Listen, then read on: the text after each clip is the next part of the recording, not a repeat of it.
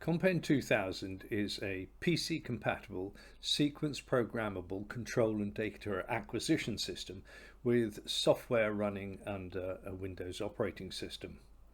Compend is compatible with the Phoenix Tribology SuperSlim and USlim microcontroller interfaces, plus a range of other digital devices. It provides code-free programming of configuration, calibration, and test sequence files. The system editor allows the user to configure the system to meet current requirements and involves defining input and output channels, identifying units and scaling, creating derived channels, and defining in which box on which page of the multi-layer screen display information is to be displayed. Multiple boxes connected to a single common channel are permitted on multiple pages. Test sequence files allow the user to program tests with steady state, ramped, and software PID controlled outputs. Data collection on analog inputs may be programmed with different data collection modes user selectable. The alarm system allows the user to program high and low level warning and shutdown alarms on all analog, pulse counting and derived channels on a step-by-step or global basis. Data files are recorded as comma or tab separated variables, so can be imported directly into most spreadsheet software packages for post-processing. In this example, the software is configured to run a standard T77 high-frequency friction machine. Screen contents and page layouts will vary for different machines, but the basic functionality will be exactly the same.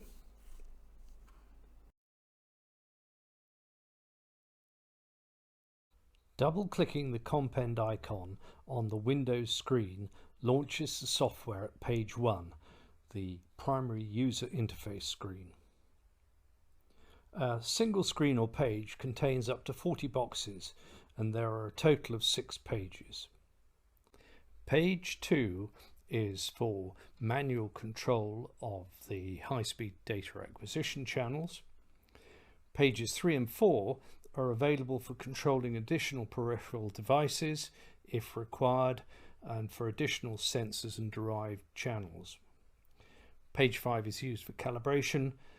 Page 6 duplicates boxes from page 1 and is used to define the order of columns in data files. It may also contain machine status information that can be used for fault finding. The current page number is shown in the top right-hand corner. The page displayed may be changed with a right or left click of the mouse or by pressing the page up or down key on the keyboard. The software version number and the installed system configuration are shown at the top left of the screen. Clicking on the File menu and selecting Show Setup displays the current setup and calibration files. The green boxes on the status bar show the peripheral devices under the supervisory control of the Compend software. In the case of the T77, there are 4 such devices.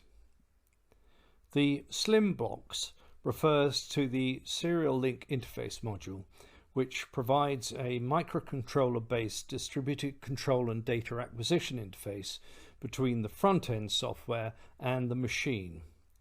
A green box indicates that two-way communications has been established between the PC and the interface. At startup, or when a different configuration file is loaded, the slim box will temporarily turn blue while the software configuration is downloading from the PC to the microcontroller. it will revert to green once the software has been successfully downloaded. The box marked CT drive indicates communication between the PC and the motor vector drive, which is under direct digital control.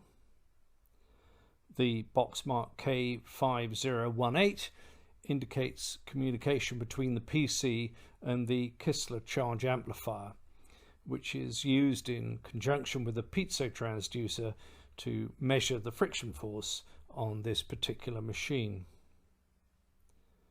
The box marked DT-HSD indicates communication between the PC and the high-speed data acquisition card. The digital boxes on the screen are all color-coded to indicate function. Red boxes indicate outputs to the machine, including switches and set points, and with a few exceptions will have up and down toggle switches. Green boxes are inputs from machine sensors. Blue boxes are calculated channels derived from a number of sensor inputs. If a peripheral device box on the status bar turns from green to white, this indicates a loss of two-way software communications between the front end and the device. If the box turns red, this indicates a hardware fault with the comms port or the associated interconnecting cables. All peripheral device boxes must be green for satisfactory operation of the machine.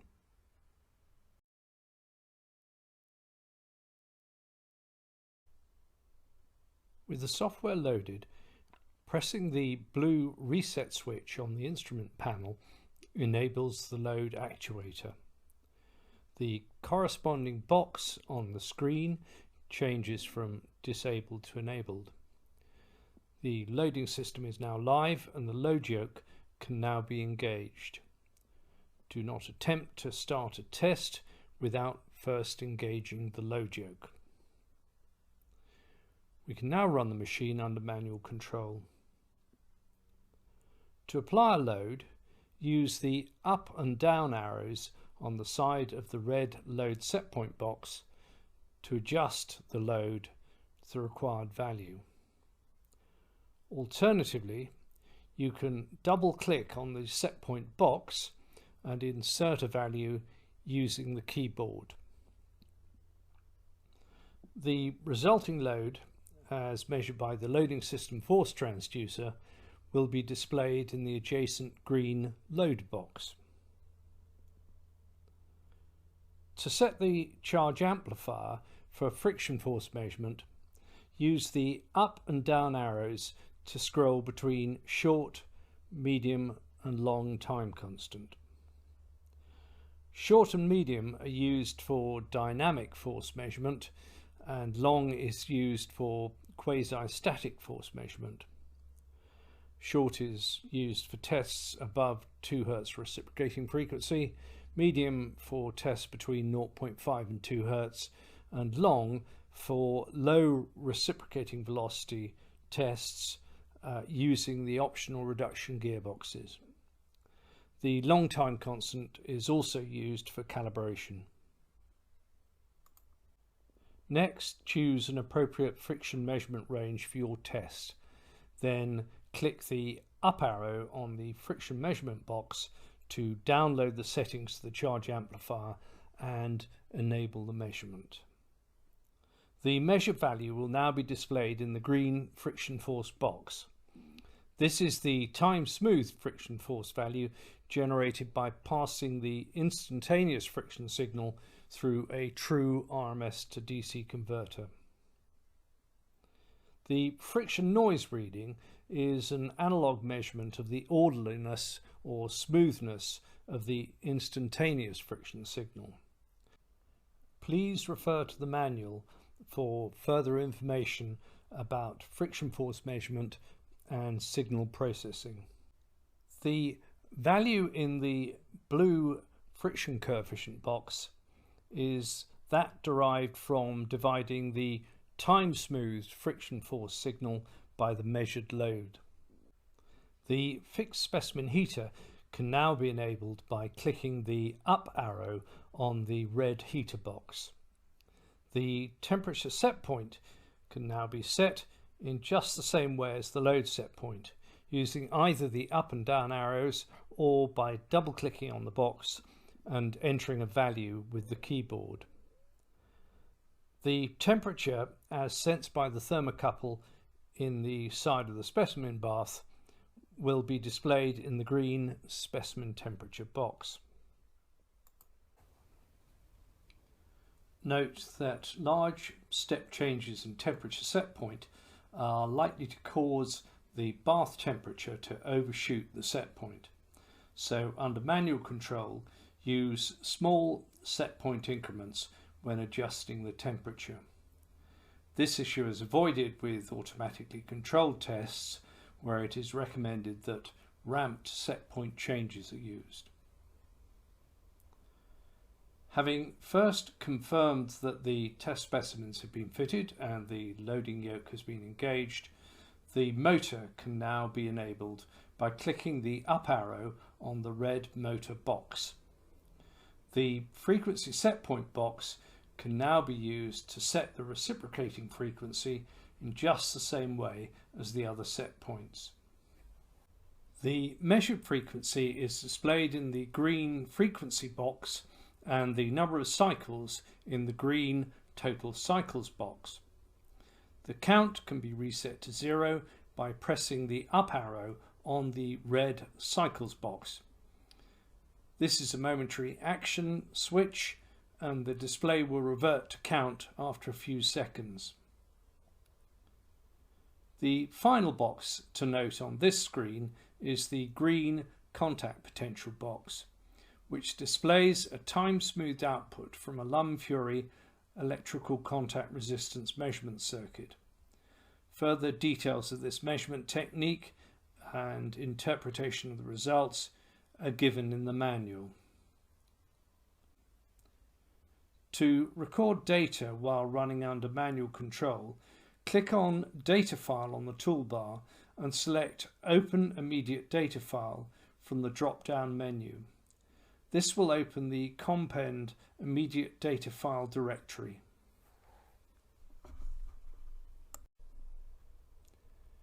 Either choose the name of an existing file to be overwritten or appended, or name a new file, then click Open.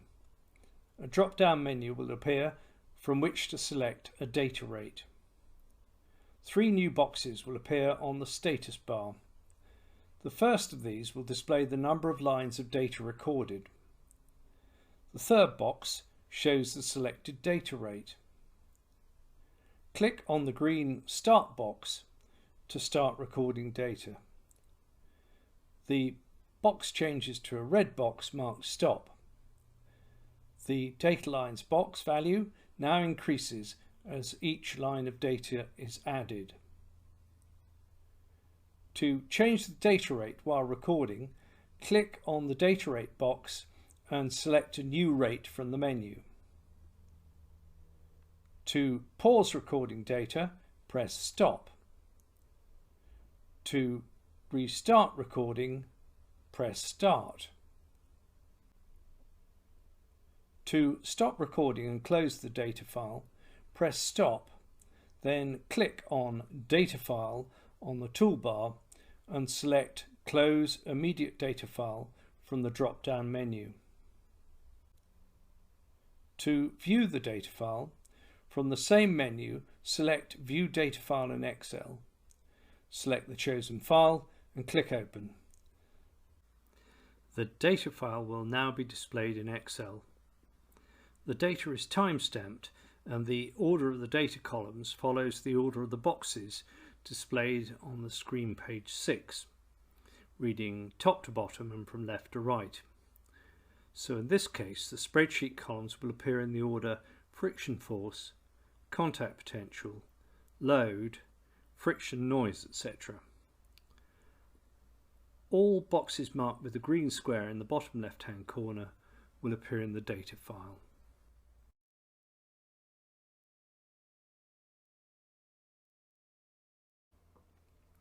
To open an auto-scaling real-time graph, select Graph on the toolbar and Create Graph from the menu. The channels currently displayed are shown in the panel on the right-hand side. To edit the channel selection and change scales, click on Edit followed by Edit Graph Connections. This opens a new panel. To change the scale of a channel, select the channel from the list and edit the minimum and maximum values as required. Click OK to accept the change. In this example, we have changed the friction force range from 0 to 100 to 0 to 10. To remove a channel, return to the graph panel, select the channel to be removed, click Disconnect, followed by OK. To restart the graph, select Graph on the toolbar and Reset Graph from the menu. To add a new channel, return to the graph panel, select an unused graph connection in the left-hand window. The right-hand window lists all available channels. Select the channel you want and click Connect. Next, set a minimum and maximum value and click OK. The new channel is now added to the list of channels displayed and the trace appears on the graph. The graph is auto-scaling, so the trace is progressively compressed, with the 0 on the time axis, the time when the graph was last started. This allows the operator to view the entire test from that time to the current moment. To close the graph, click on File on the graph toolbar and select Close Graph.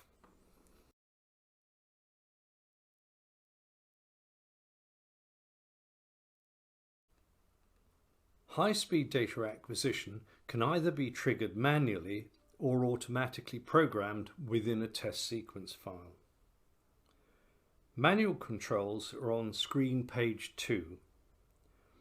The sampling rate and sample size can be set in the boxes provided, and the sampling executed by clicking on the up arrow in the HSD trigger box. This will sample all the inputs physically connected to the high-speed data acquisition interface.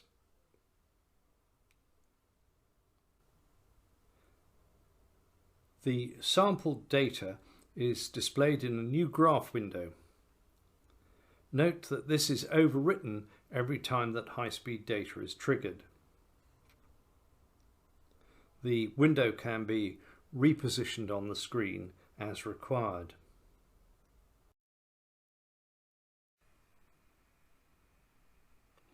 In much the same way as the low-speed data graph, the high-speed graph can be rescaled by clicking on Edit and amending the values in the table presented.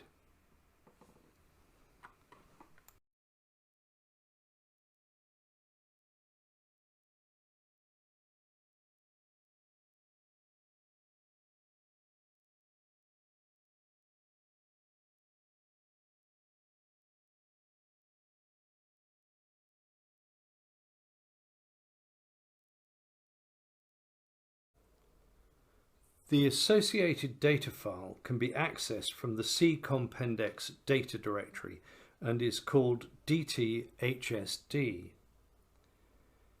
In the case of the T77, 3 inputs are connected to the high-speed data acquisition interface: the friction force voltage, the reciprocating stroke length, and the contact resistance signal. A fourth column is shown in the data file, and this is the friction force. This is a derived channel generated by multiplying the voltage from the charge amplifier by an appropriate factor to convert from volts to newtons. Note that this file will be overwritten the next time manually triggered high-speed data is triggered. So if you want to keep the data, save the file under a new name.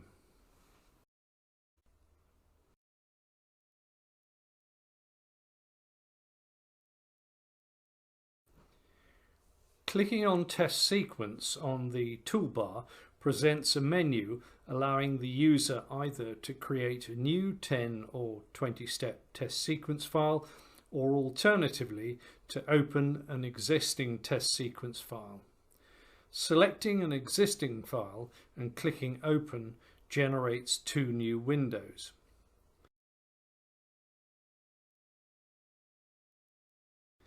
The upper window is Control, which is used to start and stop the test, and also to create a data file. The lower window is Test Sequence, which is used to view and edit the test sequence file. This window can be maximized either by clicking on the Maximize button or by double-clicking on the title bar. The control panel can now be minimized by using the Minimize button. Selecting File on the toolbar and Save from the drop-down menu will save the file. Selecting Save As will allow the file to be saved under a new name. The file name is shown at the top of the spreadsheet. Selecting View on the toolbar, followed by Reveal Comment column from the menu, will add a column for adding notes about the test. The next column is Step Number, which is the logical order of steps, but not necessarily the sequence in which they are executed. This column is followed by the Next Step, which defines the step-to-step sequence, hence the actual sequence of steps in the test.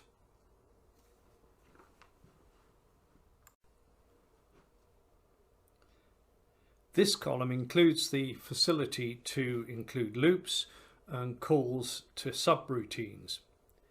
Right-clicking on the Next Step box will open the parameter window for the current step. In this case, if I click on the Next Step box for step number 1, the parameter window shows Go to Step 2, which is the next logical step, and is entered automatically when the Next Step button is clicked. I can, however, manually enter a different go-to step, should I wish, thus creating a jump. The parameter box also includes facilities for program variable conditions, for executing a step, and for setting a loop count, which appears in the next column. We will cover this later in the presentation. The fourth column is step time in seconds. This can also be used to pause the test, for example, so that the operator can perform a manual task as part of the sequence, or to program conditional steps or jumps. Once again, this will be covered in detail later. Clicking on the Step Time box opens a parameter window. In this case, the selected step time is 2 seconds. The Data Mode column shows the data rate programmed for a given step. Clicking on the box opens a parameter box. The maximum data rate for low-speed data is once every 0.1 seconds, in other words, 10 Hz sampling rate. There is also the facility to program opening of a new data file during a test. Data files cannot be viewed when they are being written to, so if you are running a very long test and want to view blocks of data while the test is still running, opening a new data file and closing the previous file will allow the latter to be opened and viewed.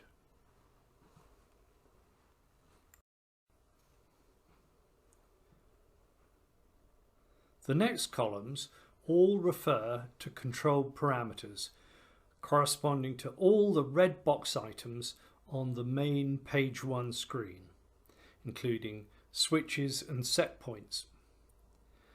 There are also columns for programming high-speed data acquisition, in other words, the red box functions on the page 2 screen. In this example, the first step is used to set up some starting parameters before set point controlled devices are enabled. The temperature set point has been set to 20 centigrade so that when the heaters are enabled, there is not a large difference between the set point and the ambient temperature. It's also sensible to do such things as including a reset of the cycle counter. It is worth at this stage ensuring that the charge amplifier settings for the test have been entered to avoid forgetting to do so later.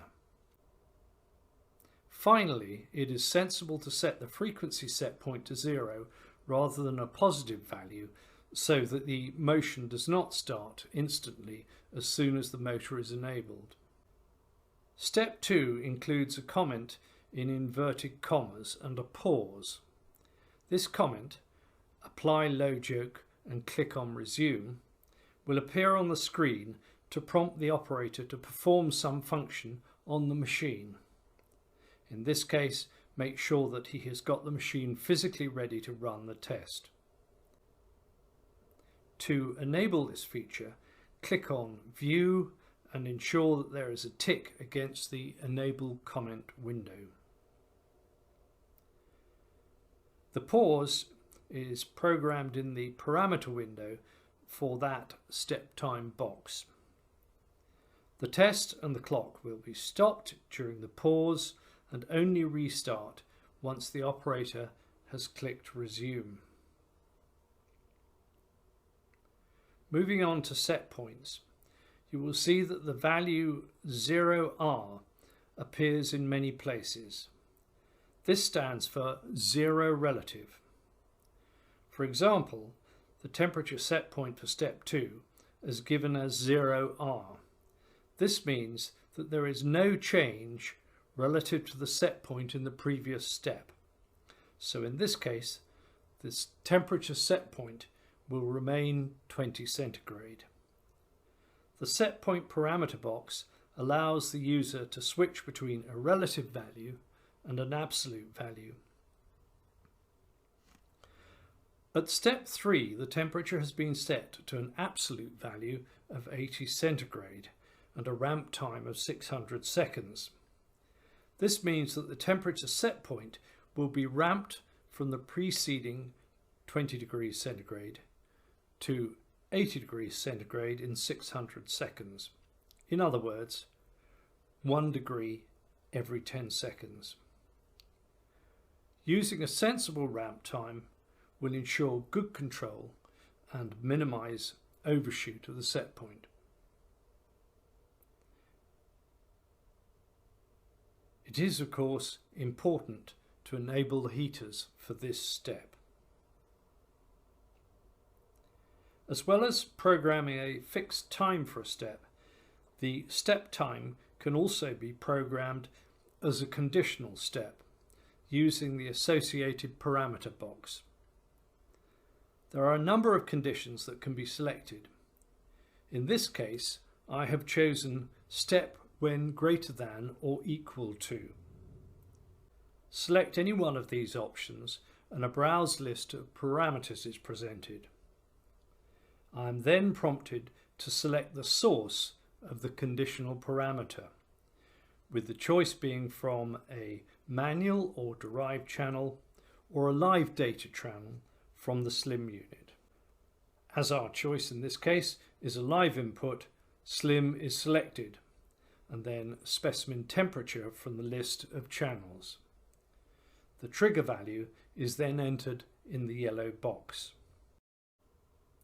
The step time box now shows an abbreviation for conditional step positive, indicating that a rising value conditional step has been programmed.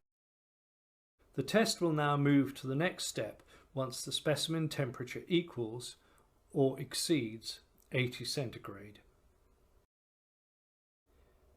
In this example, a load has been applied during step 3 and the motor enabled during step 4 with a frequency set point of 5 Hz. This step lasts for 1800 seconds, followed by step 5, which includes the exit statement as the next step. This defines the end of the program and closes the test. Don't forget to have both the charge amplifier enabled and data mode set if you want to record any data. If you wish to run a test unsupervised, it is sensible to set alarms in the test sequence file. Click on Alarms on the toolbar. This allows the user to program high and low level warning and shutdown alarms on all analog, pulse counting and derived channels on a step-by-step basis. It is important to note that when a new test is created, no alarms are set. When creating a new test, it is important to set alarms suitable for the test parameters, or as an absolute minimum, use the Set All Steps to Default option to ensure that the test parameters do not exceed the machine's capabilities. Alarms may be set for each step in the test and for each required parameter, although it is usually only necessary to set alarms on the most important parameters, for example, load, temperature and friction. Use the up and down arrows next to the step number box to pick each step. Then set the alarm levels for the required channel from the list on the right. The alarm levels may be copied from one step to another using the copy step and paste buttons. When an alarm is triggered, a message will appear above the control panel and the event will be recorded in the data file. A shutdown alarm will terminate the test.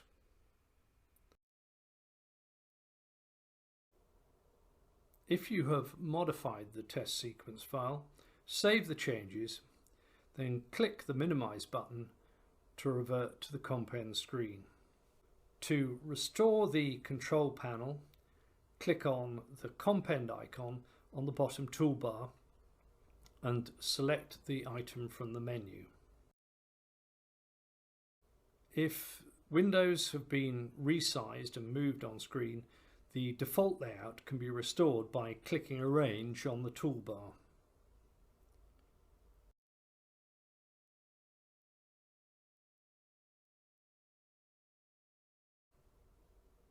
To run a test, start by clicking Data File on the control panel. Then select Open Data File from the menu. The Compend data file directory will open. Either select an existing file to be overwritten or appended, or create a new data file by entering a new name, then click Open. The data file name appears in the control panel box. Having checked that the load yoke is engaged and the machine is ready to run, press Start. If you have not previously saved your test sequence file, a prompt will appear. Next, a panel will appear to allow the operator to enter details of the test to be performed. This information will appear at the top of the data file. Once this has been completed, the test will start.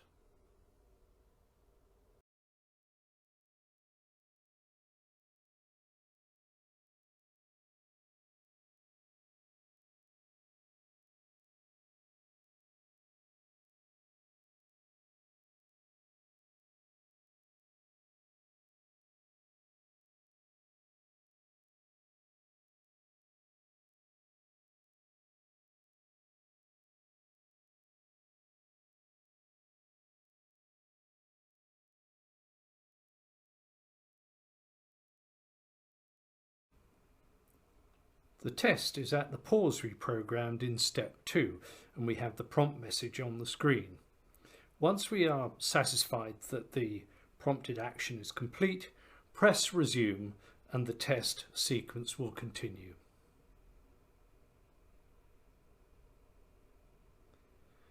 It's a good time to restart the real-time graph.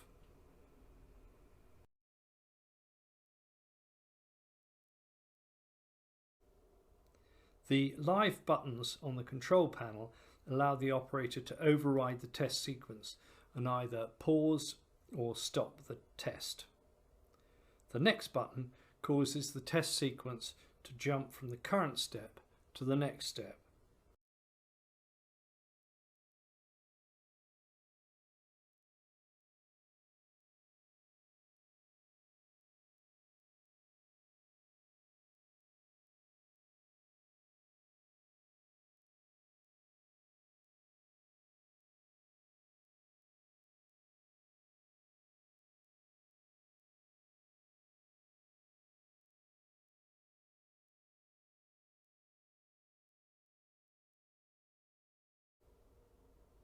When the test has ended, as with the manual test, click on Data File on the toolbar and select View Data File in Excel from the menu.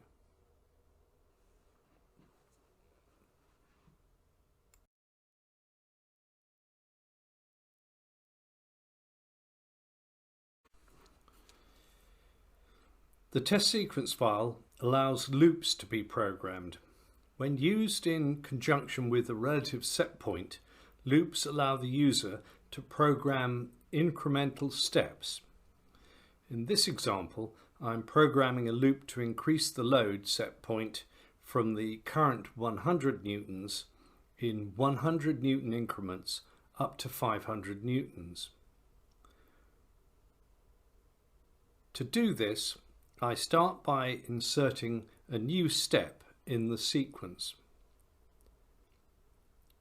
Select the step which is to follow the new step, click on Edit on the toolbar and select Insert New Step. The necessary notes can be added in the comment column and all the subsequent control parameters set, including setting the load set point to 100 newtons relative. A value 100R now appears in the load set point box for the next step. We have to make sure that all the other set points are correctly entered for this new step.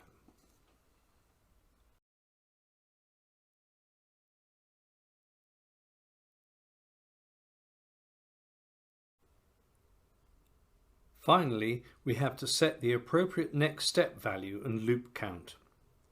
In this example, our new step is step 5. So to create the loop, we must set step 4 as the next step. If we now enter a loop count of 4, the test sequence will execute step 4 at the 100 newton load set in step 3, then increase the load by 100 newtons relative to the previous value in step 4. Hence, the first loop increases the step 4 load to 200 newtons, the second loop to 300 newtons, the third to 400 newtons, and the fourth and final loop to 500 newtons. On completion of the required number of loops, step 5 will move on to the next logical step, which in this case is step 6. With the load increasing each time the loop is executed, it is important to set the alarms for the steps within the loop to values appropriate for the maximum set point value achieved during the loops. If we now run the test, we can observe what happens on the real-time graph. We will, of course, have to rescale the graph to accommodate the changed test parameters.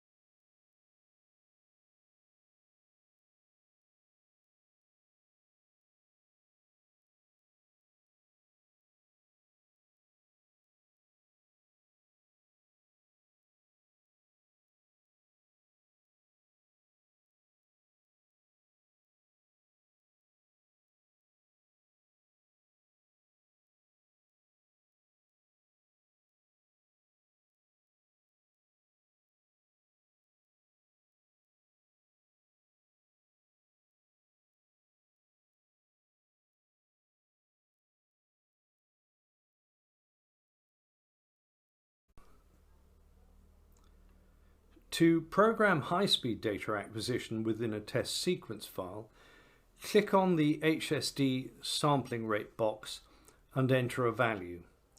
In this example, I'm setting the sampling frequency to 5 kHz. Next, click on HSD samples and enter the number of data lines to be collected. In this example, I have set 5,000 data lines, which means that with a sampling rate of 5 kHz, 1 second of high-speed data will be recorded. Note that the ramp time is not a relevant parameter for high-speed data acquisition. The next column sets the data acquisition mode, further details of which can be found in the manual. The most widely used mode is Mode 1, Internally Pace. This uses the internal clock on the high-speed interface as the trigger. Having set the required high-speed data acquisition parameters, entering 0 relative in subsequent steps will keep the parameters unchanged for those steps. To trigger high-speed data acquisition at various points in the test, we can program a loop. We start by adding a step during which high-speed data acquisition is triggered.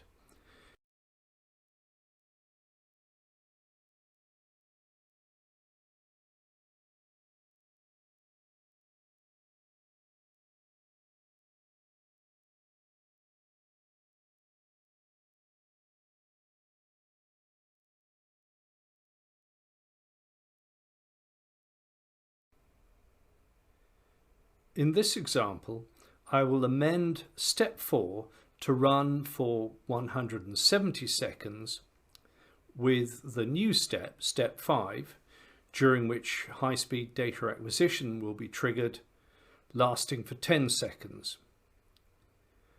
Step 5 then goes to step 4 and the loop count will be set to 9. Hence the step 4 and 5 sequence will be executed a total of 10 times, giving a total runtime of 1800 seconds as before.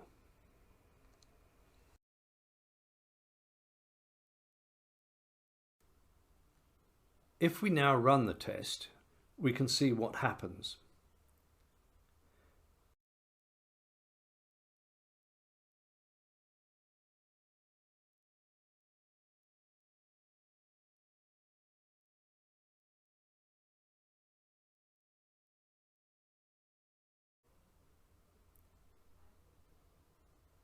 If we want to see the high-speed data while the test is running, click on Graph on the toolbar and select High-Speed Data Graph from the menu.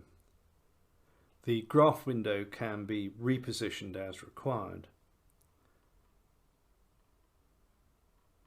Every time high-speed data is triggered, the graph window will update.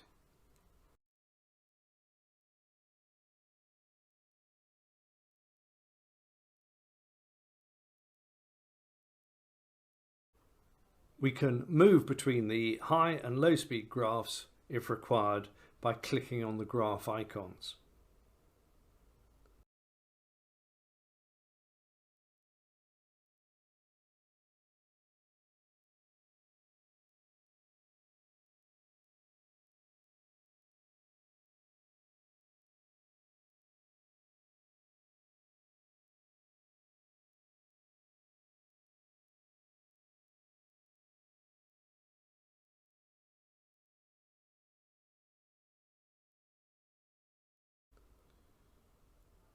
Every time high-speed data is generated, a new data file is created and an entry made at the relevant point in the low-speed data file. At the end of the test, we can open the low-speed data file and scroll down to each high-speed data file.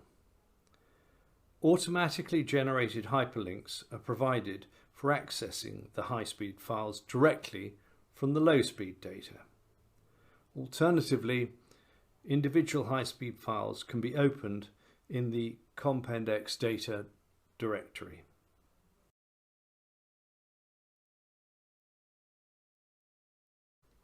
You may want to run tests using a common test sequence, but with changes to a given control parameter.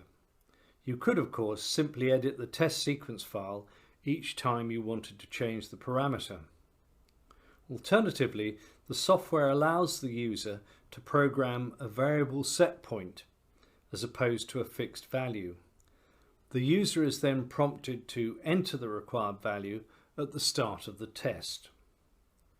To create variable set points, click on View on the test sequence file toolbar and select Variable Table from the menu. This generates a table for defining variable set points. In this example, I have defined test load, temperature, frequency, and duration as variable set points.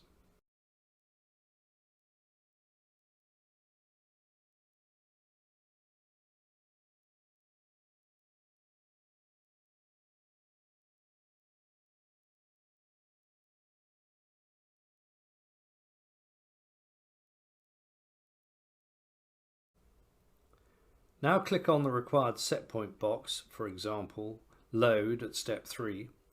Instead of using a set point of 100 newtons, as shown, click on the Use Variable box and select Load from the list of previously defined variables.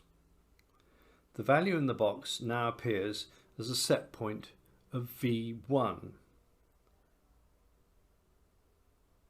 We can now use the other variables as required, for example, V2 as the temperature set point for step 3. We can also use a variable for the value in a conditional step. So instead of using 80 degrees centigrade as shown here, we can choose variable V2 by selecting temperature from the list.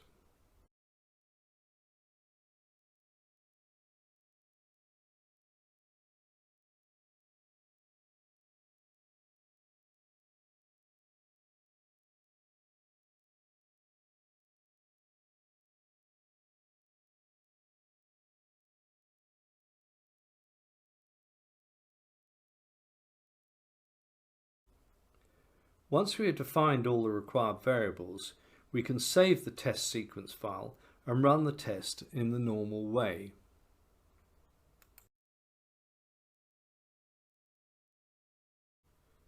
When Start is pressed, the previously defined variable table is displayed. The required values for this particular test are entered. When OK is pressed, the test starts as normal and runs with the set point values defined in the variable table.